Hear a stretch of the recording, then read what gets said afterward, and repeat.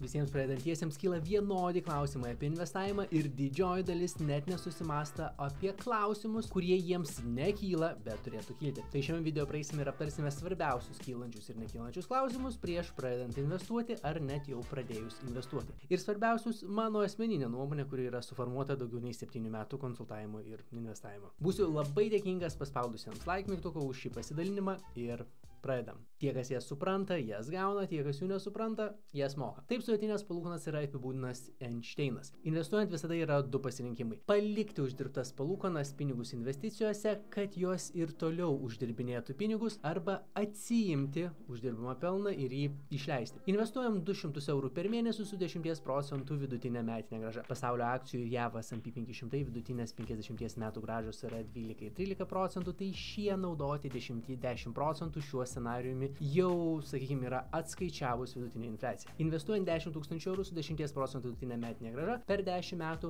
esate atsiėmę 10 000 pelno ir turite pirminius 10 000 eurų šiuo scenariumi. Per 15 ir 20 metų esate atsiėmę 15 ir 20 000 pelno, plus turite savo pirminius 10 000. Bet jeigu paliekat uždirbtus pinigus toliau uždirbinėti pinigus, po 10 metų turite 25 937 eurus, beveik 6 000 daugiau, po 15 metų turite 41 772 eurus, beveik 17 000 daugiau ir po 20 metų turite 67 275 eurus, tai daugiau nei dvigubai daugiau lyginant su pirminiu scenariumi, kuriame išiminėjote uždirbamą pelną iš investicijų tokį patį investavimo laikotarpį. Tai va čia ir yra sudėtinių palūkanų efektas, kai investicijų pinigai uždirbinėja jums pinigus ir gaunasi toks užburtas ratas, tik šis ratas jūsų naudai. Kuo anksčiau pradėsite investuoti, tuo didesnį pranašumą turėsite. Tai tie, kas supranta, išnaudoja sudėtinės palūkanas, o tie, kas neišnaudoja, leidžia nuvertėti savo pinigams dėl infliacijos. Bet ties čia daugeliu kyla kitas klausimas, o iš kur atsiranda pinigai investuojant? Ir atsakymas yra labai paprastas. Imame obligacijas kaip pirmą pavyzdį. Pavyzdžiui, valstybei reikia pasiskolinti pinigų, tai jos išleidžia obligacijas, kas yra kaip skolos rašteliai, nurodantis, kada valstybė išpirks atgal tas obligacijas, kiek mokės palūkanų ir kas kiek laiko mokės palūkanas. Tai realiai skolinate pinigus už palūkanas. Ir antras pavyzdys yra akcijos. Manau, žinote ne vieną verslo pavyzdį, kuris uždirbinėtų pinigus ir kurio vadovai gerai gyvena. Tai jeigu jūs nusipirkate to verslo akcijų, dalis tos įmonės ir tos įmonės pelno priklausys jums ir akcijas bet kada galite parduoti. Tai pinigai uždirbami verslui generuojant pelną, kuris būna padalinamas akcininkams, ir antras būdas uždirbti iš akcijų yra parduoti akcijas brangiau nei jos buvo pirktos. Kai įmonės didina savo pelnus ir auga, jos tampa patrauklesnės kitiems investuotojams, pensijų fondams ir visokiems kitokiems investuotojams, o kuo didesnė įmonės akcijų paklausa, tuo labiau kyla jos kaina. Tai perkat pigiau, parduodat brangiau. O investiciniai fondai ETF tiesiog perka daugybę skirtingų investicijų jūsų vardu, kad jums nereiktų atsirinkinėti, kurių įmonių akcijų pirkti, kurių ne. Tai daro profesionalai dirbantis fonde. Bet ar investuoti yra saugu? Taip, jei nedarote nesąmonių. Jeigu investuojate ten, kur nesuprantate, darote nesąmonę. Kaip veikia valstybinės obligacijos, biržoje prekiaujami fondai ir įmonių akcijas, jau suprantate, čia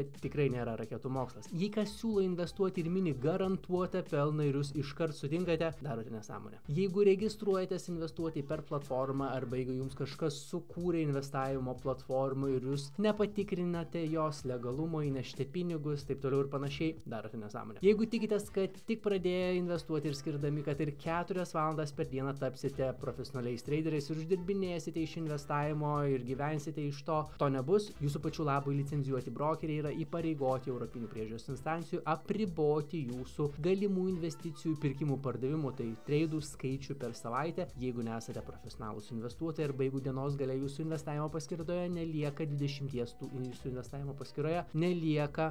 000 eurų. Apribojimas yra 3 day tradai per 5 darbo dienas. Ir paskutinė klaida yra žiūrėti į savo investavimo sąskaitą kaip į savo taupomoje sąskaitą. Jūsų investavimo paskyra nėra jūsų taupomoji sąskaita ir jeigu žiūrite į savo investicijas kaip į piniginį rezervą, darote nesąmonę. Rezervas turi būti rezervų, o investavimas siekti finansinių tikslų arba gauti pasyviom pajamom. Tai jeigu nesinaudojate neaiškiais brokeriais ir neperkate tų investicijų, kurių nesuprantate ir nedarote kitų nesąmonių, esate saugus ir jūsų interesus gina tiek valstybinės, tiek europinės instancijos. Investuotojų pinigai investicijų brokerių paskyrose yra drausti iki 10 000 eurų, tam atveju, jeigu brokeris bankrutuotų ar padarytų kokią apskaitos klaidą, ne jūsų naudai ir panašiai. O pačios investicijos priklauso jums ir tik jūs galite jas valdyti. Tai yra spręsti, kada ir už kokią kainą parduoti arba neparduoti, o paimti ir perkelti jas kur kitur ar net pervesti kitam žmogui, pavyzdžiui, anūkui, kaimynui ar netgi man. Visiškai kaip ir nekilnojamas turtas priklauso jums, yra paveldimas, gali būti dovanojamas ir panašiai, tik čia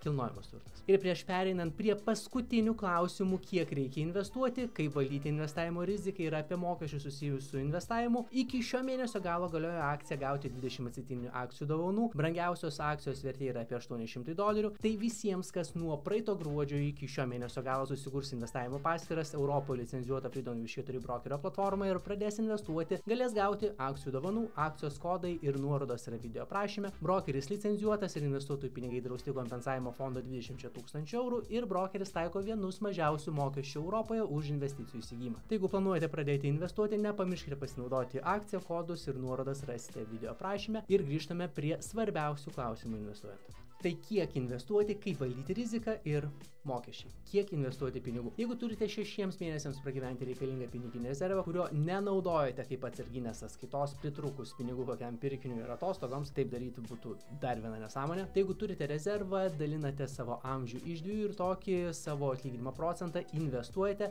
bet tuo pačiu ši suma neturėtų būti mažesnė nei vidutiniškai per mėnesį išleidžiate skanėstams, išėjimams į miestą, pramogoms, teatram, kino teatram, hobiam, nereikšmingiams pasivažinėjimams ir panašiai. Galėčiau vardinti ir situacijų, kur skaitimas ir automobilių plovyklos priskiriamos prie hobių, pramogų ir panašiai, bet manau patys iš tiesų žinote, kada tai yra būtinybė, o kada ne. Tai jeigu uždirbate 1000, 1500, 2 ir daugiau ir investavimui skirite 30, 50 ar 80 eurų, turėkite realų lūkestį. Skiriant nelabai juntamą sumą investavimui, rezultatas irgi bus nelabai juntamas. Juntamas, bet nelabai, nebent investuojate kiek rizikingius, labiau vertės svyruojančius ir didesnį augimo potencialą turinčias investicijas. Kaip valdyti riziką investuojant? Ir čia turiu labai tiesmukų atsakymą. Jums nereikia valdyti investavimo rizikų, nes valdyti rizikas reikia mokėti. Reikia suprasti rinkas, aktyviai sekti naujienas, nedomėtis naujienomis, o jas aktyviai sekti ir būti psichologiškai pasiruošus. Palikite rizikų valdymą fondų valdytojams ir nepardavinėkite investicijų pigiau nei pirkote. Tiek ir nedarykite anksčiau minėtų nesąmonių. Jeigu tik pradedate investuoti, nedarant nesąmonių, o tiesiog periodiškai kas mėnesį investuojate, pavyzdžiui, pasaulio akcijų ar JAV S&P 500 fondų ir turite pinigų rezervą, ką jums žinoti apie rizikos valdymą, tai užtenka žinoti, kad nereikia pardavinėti investicijų pigiau nei pirkote ir kad galimai reikėtų 5 metai prieš parduodant investicijas perskirstyti investicijas, koreguojant bendrą investicijų portfelių rizikingumą. Jį arba padidinti, arba pamažinti. O jeigu investuojate trumpesniam laikui nei 5 metai ir nesate profesionalai, tai klausimas, ar jums pavyks savarankiškai suvaldyti rizikas net ir labai norint, bet ką galite padaryti tokia situacija, tai naudoti 100 minus amžius taisyklę, pagal kurią į obligacijų ETF fondus investuojate tiek procentų nuo investuojamos sumos pinigų, kiek jums yra metų, o į akcijų fondą likusią dalį arba skirtingus akcijų fondus. Mokesčiai. Jeigu investuojate savarankiškai už akcijų ir biržoje prekiavimo fondų ETF įsigijimą, yra ok mokėti 1, 2, 3 eurus, nors kai kurie moka 10 eurų ir daugiau, kas yra fondo turto valdymo mokestis, kai jis yra 0,2% dydžio, čia kaip paprastas fondas perkantis akcijas ir investuojantis gaunamus dividendus jūsų vardu, jei ten kiek įmantresnis ir skirtinesnis fondas, tada ir 0,5% yra ok. Bet būna ir taip, kad didesnį metinį turto valdymo mokestį taikantis fondai turi prastesnis rezultatus nei tokią pasartėkę taikantis pigesnis fondai. 0,2% per metus yra 2 eurai nuo 1000 eurų investicijose, bet taipogi kai kurie moka ir virš procento už tą patį, ką galėtų gauti už 0,1%. Dažniausiai nes jiems tai patogiau, nors ir iš tiesų jie tiesiog tingi ir nenori suprasti sudėtinių palūkanų įtakos ilgalaikiam investavimą, nes juk tais klaidas reikia pripažinti, kad pridarė nesąmonių. Na ir valstybės mokesčiai. Nuo uždirbamo pelno reikės sumokėti gyventojų pajamų mokestį, tokio dydžio, koks jis bebūtų tuo metu, kai pardavinėsite investicijas, nebent persikelsite gyventi į šalį, kur, pavyzdžiui, 2 metus pralaikytoms investicijoms netaikomi mokesčiai arba taikomi mažesni mokesčiai ir panašiai. Vienintelis ne pensinio kaupimo investicinis įrankis, kuris yra neapmokestinamas gyventojų pajamų mokesčių, yra investicinis gyvybės draudimas, kurios sutarčiai yra suėję 10 metų. Pavyzdžiui, mano sutarčiai be draudimų, kurią naudoju tik investavimui už 2,5 metų, bus 10 metų ir nuo tada, kiek aš iš jo beišiminėčiau pinigų, jie nebus apmokestinami. Vienintelis niuansas tai atsirinkti tinkamą kompaniją ir fondus, nes kai lyginau viską, kas yra rinkoje, tarp geriausių siūlomų draudimo kompanijų investicijų fondų krypčių, žiūrint istoriškai, rezultatai skiriasi 4 kartus, o tinkamai pasirinkus pirmų 3 metų sutarties administravimo investavimo mokesčiai bus gerokai mažesni nei long terme sumokamas GPM'as. Bet jeigu planuojate investuoti trumpiau nei 10 metų ir po to nebeinvestuoti visai, yra tinkamesnių įrankių. Tai jeigu tik pradedate investuoti ar galvojate pradėti investuoti, čia svarbiausi dalykai, ką privalote žinoti ir niekada nepamiršti. Nepamirškite pasinaudoti akcijomis ir gauti akcijų dovanų. Akcijų kodus ir nuorodas rasite video aprašyme. Sėkmingų investavimų ir pasimatymų iki visą pirmadieniais, ketvirtadieniais ir kartais sekmadieniais.